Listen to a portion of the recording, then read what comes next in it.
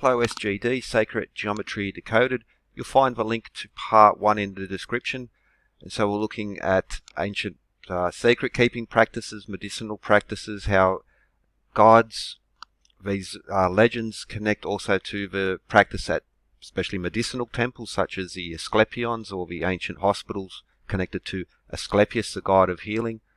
And we ended with an intro into Athena. So Ophiuchus, the serpent bearer, being Asclepius, and the symbol of Athena, or one of her major symbols, being a snake. This is an Athena statue from Rochester University in New York. Rochester is a very, very interesting place indeed. For instance, Claude Bragdon's writings are kept there. Lots of interesting architecture, but Rochester, New York was, before Silicon Valley was a thing, Rochester was a major place of technology. Let's just call it, Kodak, for instance, being a company there, and again, this chemistry links and how these very rich people spend a lot of money embedding not just individual buildings, but designing entire cities around these esoteric ancient principles. But Athena, now if we zoom in on her chest, now it won't come up very high resolution, so I'll go to another picture and we'll come back to Sydney. This is a statue of Athena given to the city of Sydney by, I think it was Mayor of Athens for the 2000 Olympics. But if we zoom in, we see this, well, it's the Aegis. It's actually a goat skin. And for instance, the Aegis missile shield, well, that's where the word Aegis comes from. And there we see Medusa, or the Gorgon, on top there. So, School of Athens by Raphael, which has all these very important, ancient Hermeticists, alchemists, astronomers, philosophers, mathematicians, geometricians, etc. Now you'll notice Apollo with his lyre, or lyre, and we also have Athena with the shield, Aegis shield with Medusa's head. We get a bit of a zoom in there. Now that's an important feature. Back to Rochester, where we have this Hermes or Mercury statue with the Caduceus, the measuring rod, and the bag of weights and measures, him being the god of weights and measures. But it's very common to have these Hermes Mercury statues standing on the head of Medusa. University of Rochester, again, interesting. Now notice Medicina, but we have the Caduceus, the double snakes here, and also the lyre of Apollo, Musica, and medicine. But as we're on their official shield, we have the rod of Asclepius, just for one snake there. But what we have is Hermes, Asclepius, Apollo being the father of Asclepius. And the Aegis shield, so this goat skin, I'll link that because that relates to the cornucopia, the Horn of Plenty. I did a series in those, and even you'll find like it's an interesting aspect in regards to the Matrix. I'll link that playlist in the description because it will also link to the Orontes River. I haven't done that episode yet, but Typhon, which city of Byblos, was where the body of Osiris drifted to. That's where Isis found the body of Osiris before that resurrection. But anyway, cornucopia, that playlist will be in the description. Also, I did a series on, I haven't finished that one yet, but Cygnus, but Peter Unwinson, the Cracking the Shakespeare Code, amazing documentary, but he talks about the connections between Cygnus and Rosicrucians, and for instance, you have Leo, Bootes, Auriga or Capella, the Big Dipper, Draco, and Cygnus, and that compass and square connection. But Capella, the goat, is actually part now of the constellation Auriga, so he holds the goat Capella. Capella was the goat which suckled Zeus in his youth. One of the explanations for the Horn of Plenty comes from after Capella died. They used that's the origin of the Horn of Plenty, but the goat skin of Capella is the Aegis shield. We also have connections to the North Star and the axial precession in regards to the North Star. So I'll link this playlist. Again, I've got to add to finish these ones off, but looking at Cygnus, astronomical connections to constellations, the ages, and of the precession cycle. but Auriga is right next to the constellation Perseus. And I'll put them, so there we have Capella or the goat, and you can see how Auriga in Perseus is connected to it, and Auriga next to Perseus. Now, what does Perseus hold? He holds the head of Medusa, and this relates to, so there we see the constellation Auriga, Perseus, Cassiopeia. These will all be connected in a moment.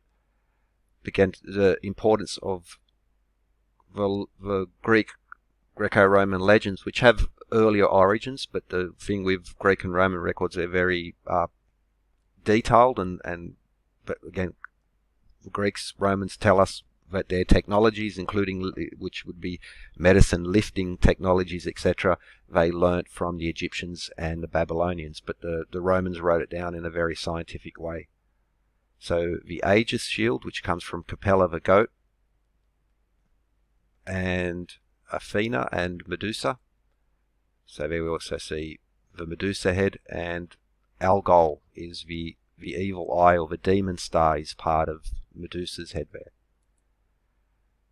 The older Clash of the Titans movie, not quite accurate to the legend, but much more accurate than the more modern version, which took far too many liberties and excluded. They didn't even include Bubo the owl, except for one throwaway scene. But anyway, so constellations, legends, connections, and how alchemy, including medicine, and the astronomy of these constellations also relate to navigation. So the North Star, that's so important to navigators.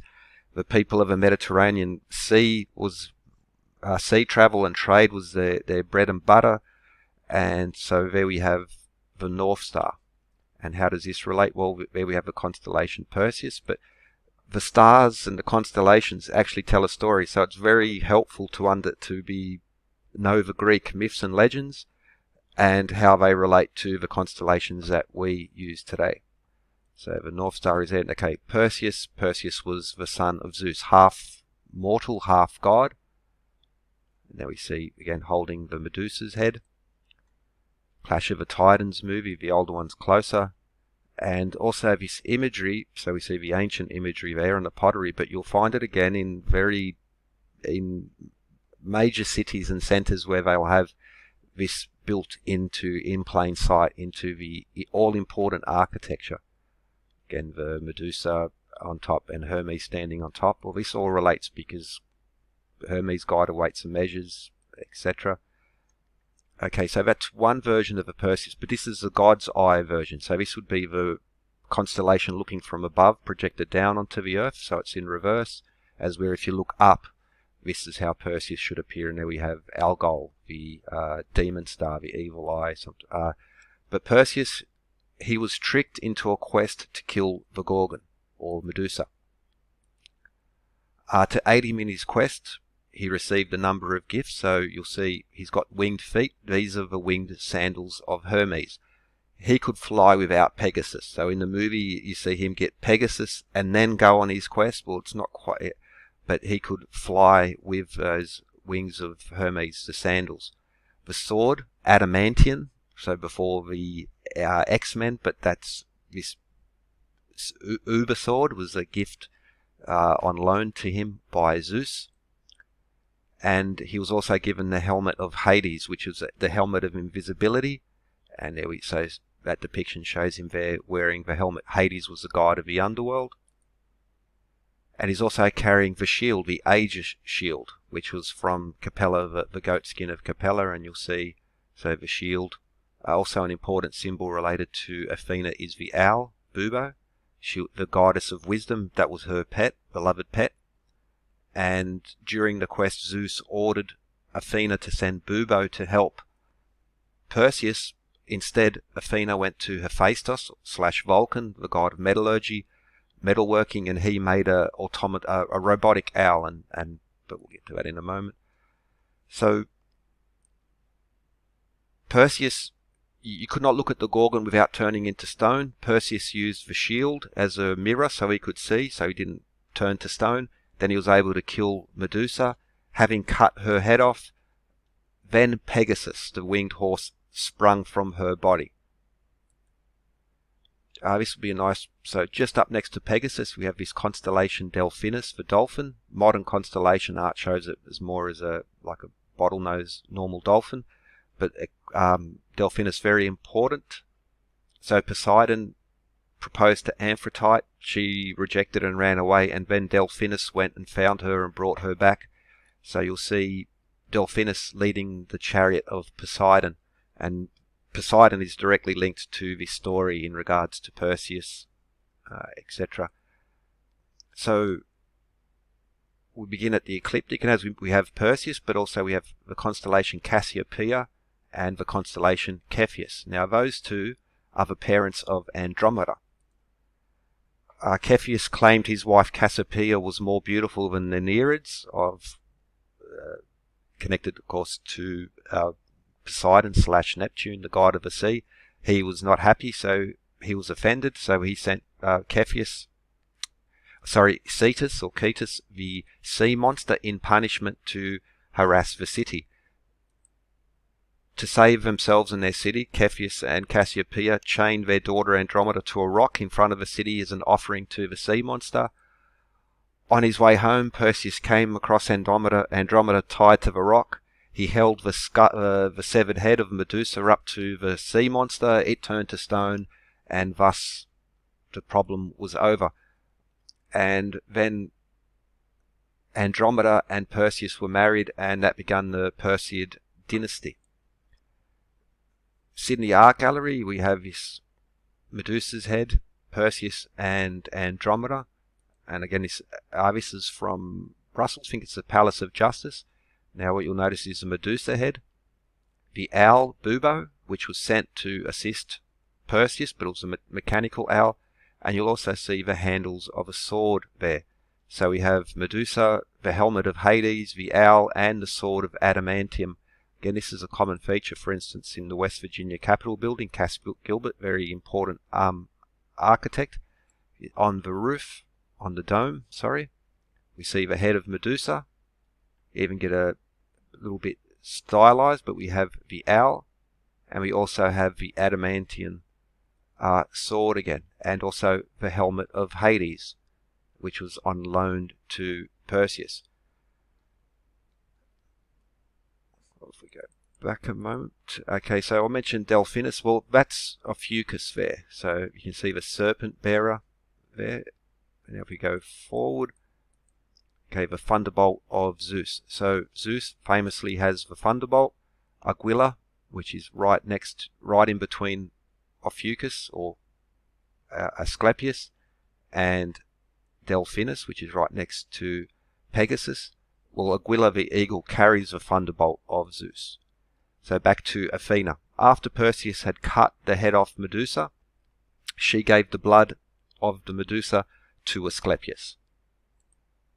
The blood from the left side of the Medusa was deadly and a bane to mankind. The blood from the right side could raise people from the dead and save mankind. So that's the blood of Medusa. Now, with that blood, Asclepius was able to raise people from the dead.